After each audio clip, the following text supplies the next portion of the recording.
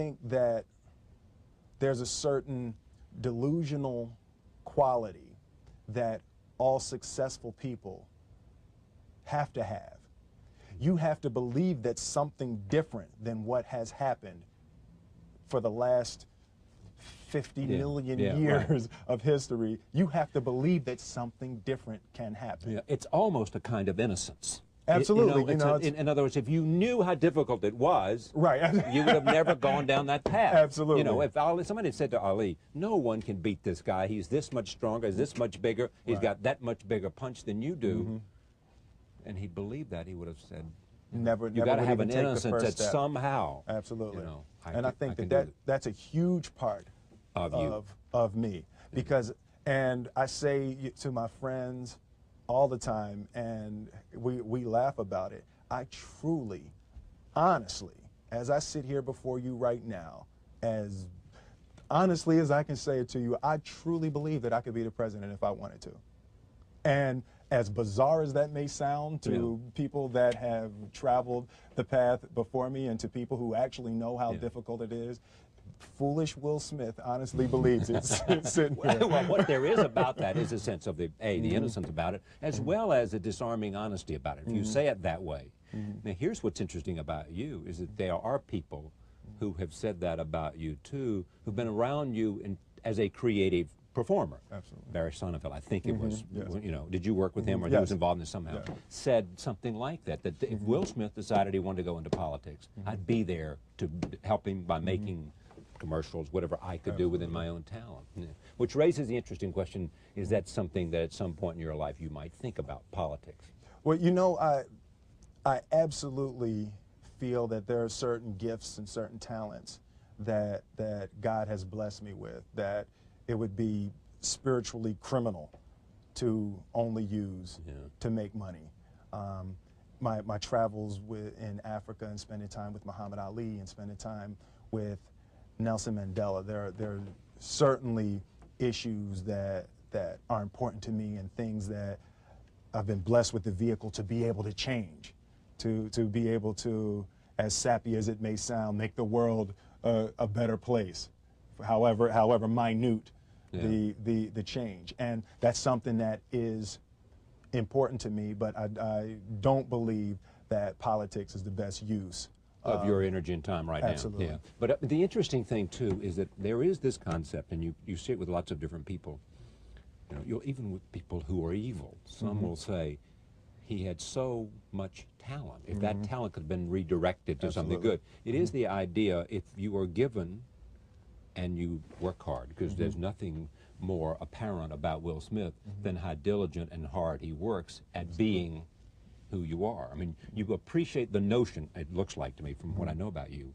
of understanding that you have to be prepared in order to maximize the possibilities of gifts, right? Absolutely. And I believe, and I learned very young. From parents? From my parents, absolutely. That you don't try to build a wall. You don't set out to build a wall. You don't say, I'm going to build the biggest, baddest, greatest wall that's ever been built. You don't start there. You say, I'm going to lay this brick as perfectly as a brick can be laid. There will not be one brick on the face of the earth that's going to be laid better than this brick that I'm going to lay in this next 10 minutes. And you do that every single day. And soon you have a wall. And soon you have a wall. And I think psychologically, the advantage that gives me over a lot of people that I have been in competition with in different situations is it's difficult to take the first step when you look how big the task is. The task is never huge to me. It's always one brick. Me too. I mean, it is amazing how people are paralyzed from doing anything because they can't take the first step. Whereas you just say, look, all I'm doing is laying this one brick. I am not building the Great Wall of China here. Absolutely. I'm putting a brick here, and I'm going to have the best brick I can. Your father, I think I read, had you and your brother work on a wall of some kind? Yeah. We're talking about our figurative wall. That comes from work on a literal wall. Yeah, right. My father owned. It actually was an old bakery when I was growing up. My father was an electrician and a refrigeration man. We would install supermarkets. You see the long freezer cases in supermarkets. We would install those long freezer cases and all the lights. That's what we would do every summer. Yeah. So this one year, my father had his shop, and he decided for whatever reason that he wanted a new wall on the front of his shop. So he tore down probably about 16 feet high and probably about 30 feet long. He just completely tore the wall down, and my brother and I had to dig a 6-foot hole. We for were the mixing foundation. for the Yeah, foundation, and we were mixing the concrete by hand. Yeah. A year and a half.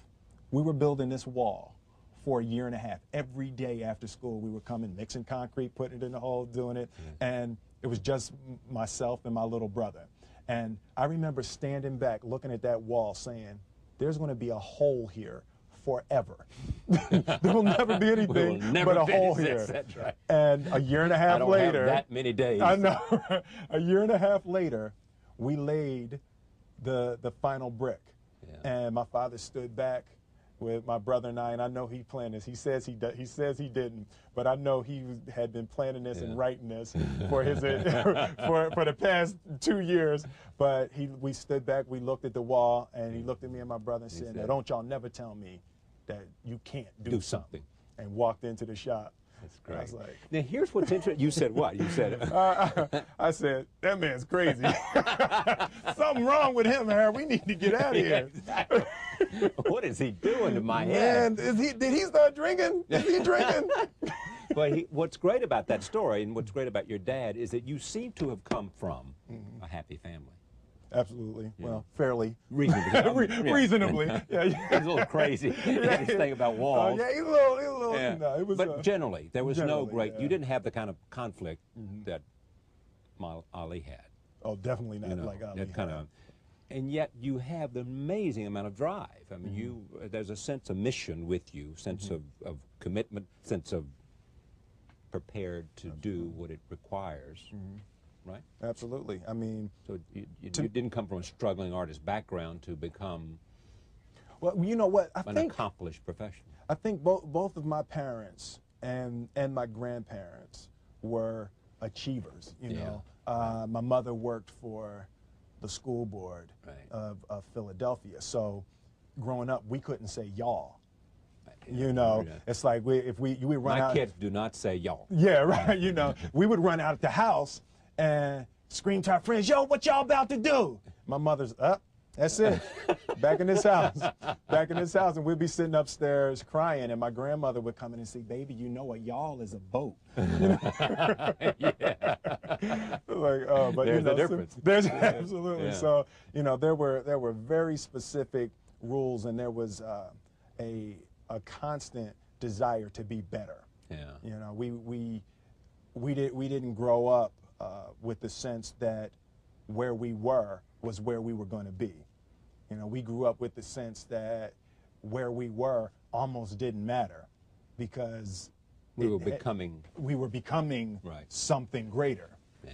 And I always remember that my mother or father or grandmother would say, "That's great, baby. You did a really good job with that. That's incredible. Congratulations. Try this next time."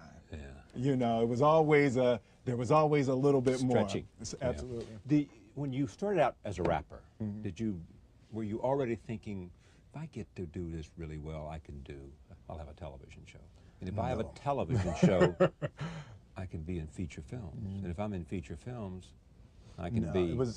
For me, it was always, my biggest dream coming up was I wanted to hear one of my records on the radio. That was it? That was it. That's what I wanted to do. I wanted to hear one of my records on the radio. And I wanted to see someone hear my record on the radio. And in June 1986, I saw a guy ride past my father's shop, you know, dropping his head, you know. So from that point, I've really been beyond my dreams. And even with the first Grammy nomination, we were we were beyond anything. We when we recorded, we didn't say, "Wow, it would be cool to be." We at just the want to hear it Grammys." on the radio. We just want to hear it on the radio, you know. Yeah. And from that point, I've been